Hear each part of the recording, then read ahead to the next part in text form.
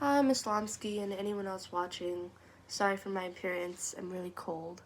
Um, so, I'm going to present to you chapter 22 of The Kite Runner. And things really get interesting here. So it starts with Farid and Amir arriving outside of the mansion that the Talib occupied. Before they go in, Farid says, "I'm sorry, but I can't go in with you. This is where, my journey ends. I'll stay in the car and I'll wait for you, but I'm not going inside." And Amir understands this because, Farid has family, just like Amir has family. And he realizes that people are going to miss Farid, and he doesn't want to risk his life, you know, going into this Taliban occupied building when he could simply just stay in the car.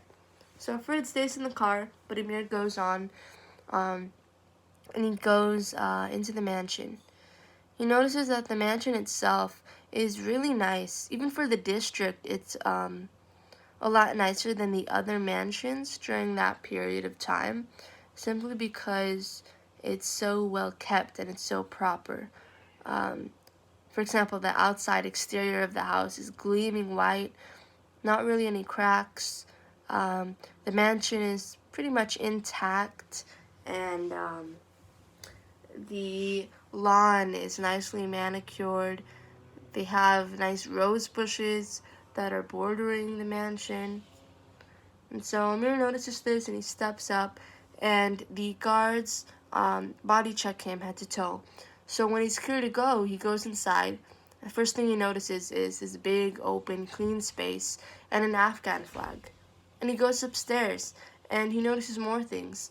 Uh, Mecca rugs that are exquisite, and a big screen TV, noting that, of course, the other citizens of Afghanistan don't have a TV, let alone, a comfortable bed or couch. And with this said, this Talib even has two mint green sofas, and they seem, new and in good condition.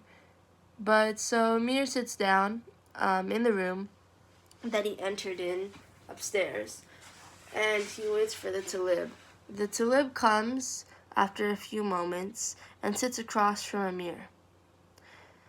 And the Talib just sort of pauses for a few moments, for a few long moments actually. And finally he speaks and says, "You can do away with that." And Amir, he's just confused. Do away with what? And what the Talib meant was, you can do away with your disguise, your fake beard. And so the men rip away the beard. And the Talib remarks, "That's one of the best ones I've seen. Um, you almost passed." So that happens, and the Talib says, "Well, now that we're all honest and open with each other, we can honestly and openly talk about what we're here to talk about." So the Talib pauses again, and then he says, "You know, I find so much liberation in being able to shoot people mindlessly, knowing that, you know, what I'm doing is God's will. What I'm doing is good and virtuous." And he exclaims this in an almost animalistic, savage way. He begins to sort of foam at the mouth a bit, drool a little bit. His eyes have this, savage glint in them, sort of like Asif before, when Asif would use to torment Amir and Hassan. So now the Talib further explains that, that he finds so much pleasure in torture, in killing people, because finally he's found a way to do that he feels is acceptable in his own mind. You know, um, he's a Talib and he's part of the Taliban, so killing people is sort of their thing. And he quote says, "I'm in my element," end quote. And so he also further explains that during the Hazara massacre, um, in which they killed a bunch of Hazaras. He would go door to door, and anyone who answered, he'd kill. Anyone he saw in the doorway, he'd kill. And then he'd just move door to door to door to door, and they wouldn't rest except for food and prayer. So after he tells his little tale, he asks Amir, why have you abandoned your country? Why have you abandoned your motherland when she needed you the most? And this is referring to the Shaori reign, right before the Russians took over, and then again when the Alliance took over the Russians and the Talib took over the Alliance. It's just stuff like that. Why weren't you here when the war was really happening? Why didn't you show patriotism for your country? And Amir responds with, well, I've just been away for so long. And the Talib asks the guards, is that a question? Is that a response? Is that a proper response? And the guards say no. So the Talib says, well, they say it's not a proper response. And he threatens Amir with an intent to make Amir scared. And he says, not showing a high level of patriotism for your country, I can consider that treason, and I can have you arrested. Better yet, I could have you killed for it. So then he asked Amir, are you scared? Does that scare you? And Amir admits, yeah, it does scare me. And then Amir notices as he's looking at this Talib that he's paler, skin-wise. He's paler than the others, almost grayish in a way. And this Talib has track marks on his forearm, which indicate that perhaps he's a crack or a heroin addict, and that he uses these hardcore drugs recreationally. So it makes sense if he's a little delusional or sort of losing his sanity. But he also notices that this Talib is light-haired, which is sort of odd because the rest of the officials, the rest of the people in Afghanistan even, they characteristically have dark brown hair or black hair, but this Talib has lighter hair, which made me think, well then who really is this person? They're putting so much emphasis on his feelings and how he feels when he kills people, and putting emphasis on the glint in his eyes and his hair color, and that makes me think, well, this is probably someone we know from the past. And so after some silence, Amir says, I'm just here for the boy, Surab. And the Talib asks, would you like to see my boy? Emphasis on my boy. And Amir says yes. So Surab is brought out with jingle bells on his legs. And immediately, Amir is reminded of the monkey man that he and Hassan used to chase and eventually pay so that that monkey man would perform a dance for them. And it didn't say in the novel, but I felt that, Amir probably felt pretty ashamed, in what he did in the past with this monkey man, especially now after seeing that now Sarab is sort of like a monkey man, a monkey child, just like a toy that people pay or people use and abuse to act as entertainment, because that's what Sarab is to the Talib. But Sarab comes in, and he's dressed in this elegant and very sensual sort of Afghan, sort of traditional, elegant clothing. And his shoulder is shown, it's off to the side, like that.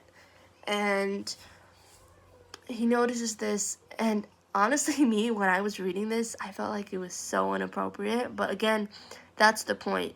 It was the culture back then, for the Taliban especially, to abuse young boys, to rape young boys, and just to rape boys in general.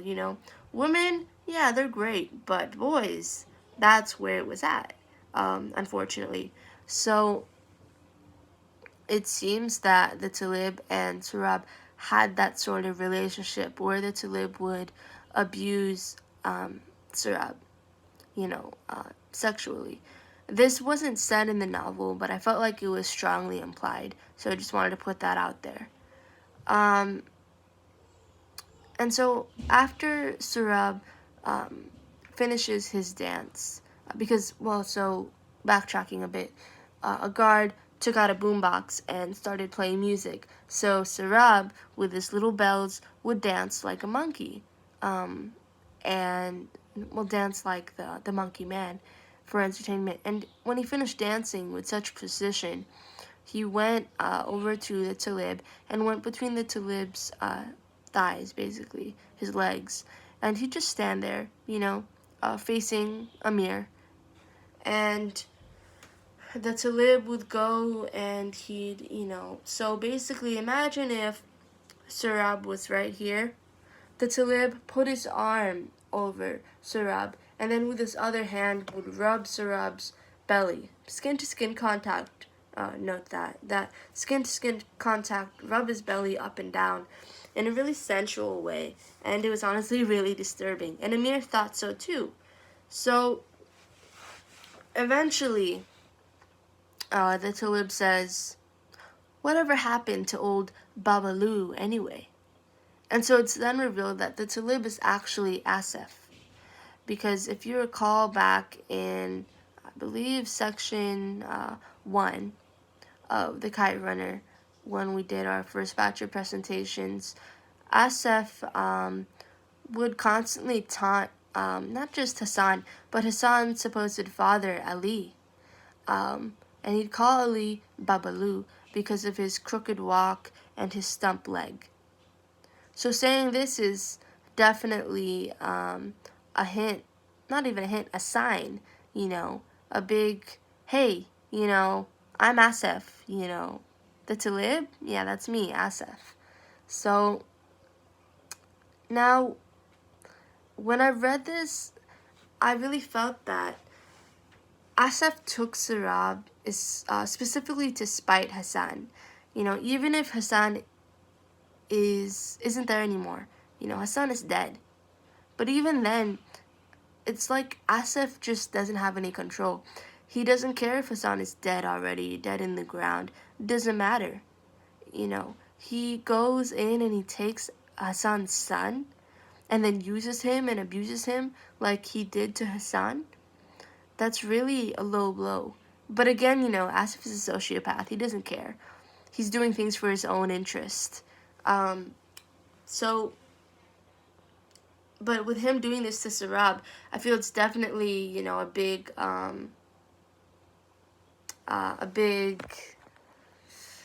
I don't want to say a curse word, but it's a big disrespect towards Hassan. And, sorry, my reading journal just went off. And to abuse his power and to abuse Hassan through Surab is just messed up. Beyond messed up. And so then Amir questions why Asif is here, why he's still in Afghanistan, and why he has joined the Taliban, and how he came to join the Taliban. So, without waiting for a response, Amir says, "Look, I just want the boy. I just want the boy, and I just want to leave here, I can wire you money if that's what this is about." But then Asif says no. Money's not the problem. Because if I needed money to be wired, I can just ask my well-off parents who are living in Australia, living their best life, I wouldn't need to ask money from you. So it's clear here that money isn't the central concern. So now Asif begins to tell Amir about how he came to join the Taliban. Now, although, even as a child, Asif wasn't the religious type. During the era when the Russians were in control, when the Russians threw him and his family in jail for no real reason, he had an epiphany, actually, while he was being beat. So, in the jail, there was a half Hazara, half Uzbek commandant who would kick prisoners for fun every night and then smoke a cigarette and leave. And one night, Asaf was picked. So, mind you, for 3 days straight, during that time before he got picked, Asaf was peeing blood for 3 days because he had like a kidney stone that hadn't been able to pass, and it was really painful for him. So when he kept getting kicked, it was, Asaf was in agony. He was screaming and thrashing, but the commandant kicked Asaf right where the stone was, and the stone passed. And to this, Asaf was filled with so much relief that he just laughed. He laughed and laughed and laughed until it became almost hysterical. And to this, the commandant got really annoyed, so he threw Asaf back in his cell. Asaf wasn't really beaten up too bad, and he was stable enough, and he was able to live. And so to this, Asaf thought, this is a message from God, you know. God is on my side, and he wanted me to live for a reason. This reason being that he has a mission. And years later, when he ran into the commandant on a battlefield, he asked the commandant, do you remember me? And the commandant says, no, I don't. I'm sorry. And Asaf says to the commandant, same thing he said to Amir when he revealed who he was, I never forget a face. And then after he says this, Asaf shoots the commandant in the balls and has been on a mission since then. And when Asaf mentions him being on a mission, Amir oversteps with, these words of honesty and brashness. And he says, a mission of what? Raping children? Killing innocent people? What mission? And to this, Asaf is not even really mad, but he's just surprised, and he says, well, now, I didn't think this before, but now I know this is going to be worthwhile, this meeting between you and I, this meeting between old rivals. So his mission, though, the mission in question was, actually, Asaf wanted to restore Afghanistan to its prime state. He wanted to take out the garbage. And Amir remarks that in America, they call that ethnic cleansing. And Asaf likes the ring of this phrase, and he continues to sort of mutter this phrasing. And then Sarab's eyes flicker to Amir, and he likens Amir's eyes to a sheep, like the sacrificial lamb, actually like his brother, Hassan, like his brother had back when Asaf was raping Hassan. And even more so that Sarab sort of looks like a sheep, because Sarab has mascara under his eyes, and from crying now, or just from, plain abuse, the mascara was like running down his cheeks and everything. So now, after muttering the phrase of ethnic cleansing, he then asks Amir, why do you want Sarab? Why do you want a Shia at that? Why do you want a Hazara? But Amir uncharacteristically dismisses Asaf's notions with a curt attitude. And then Asaf, amused, says, okay, you can take Sarab, but there's a price. And him, doing this made me think of that Russian soldier back then when he and Baba were in the transport truck. And when that Russian soldier said, every price has a tax. And that's true, not just in this novel, but, I feel like that applies to real life as well. Every price has a tax. Everything you want to do comes with consequences, and there's pros and cons.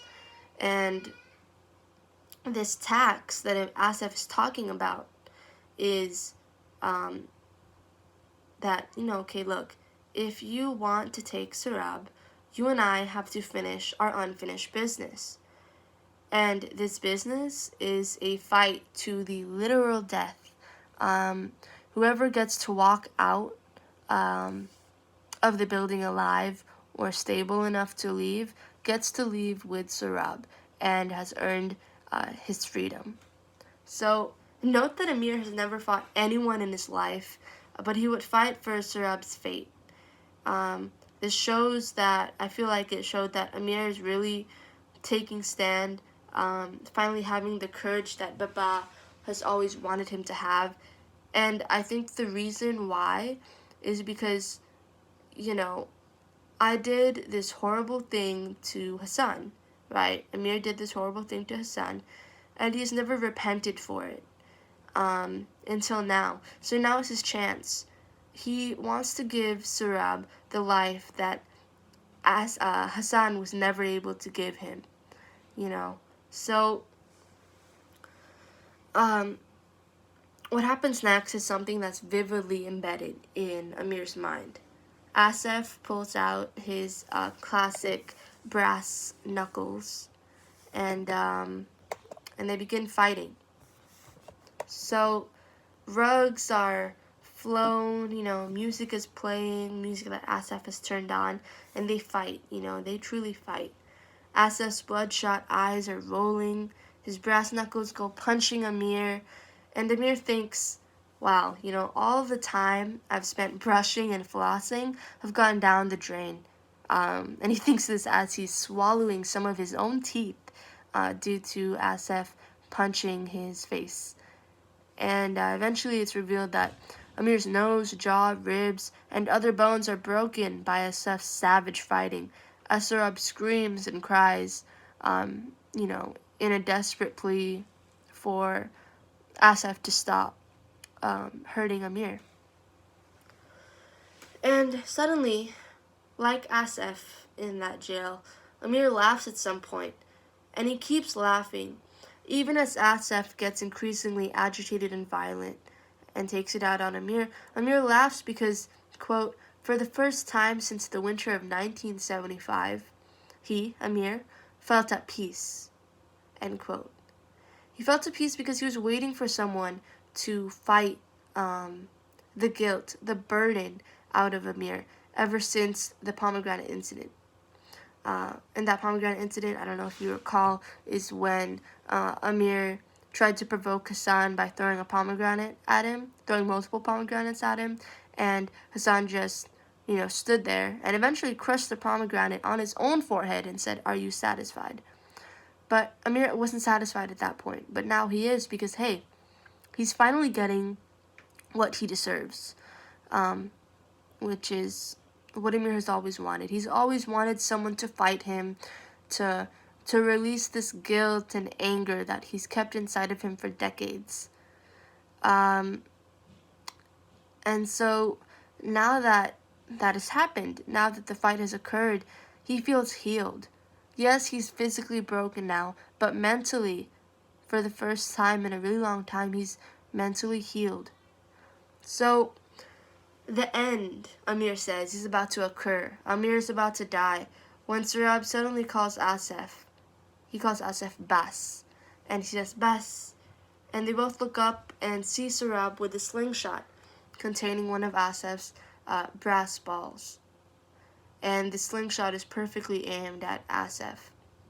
Surab pleads with Bas to stop hurting Amir, and he continues to plead, even as Asif goes on to threaten Surab.